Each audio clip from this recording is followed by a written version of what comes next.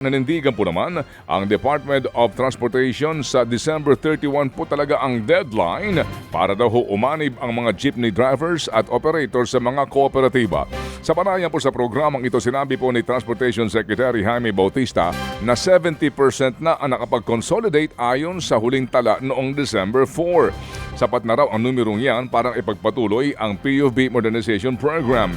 Tatanggap po ang DOTR ng consolidation application hanggang alas 5 ng hapon sa December 30. Maaari rin daw hong pahabain ang ruta ng mga makapag-consolidate para mapunan ang kakulangan sakali pong marami ang hindi makapag-consolidate hanggang December 31.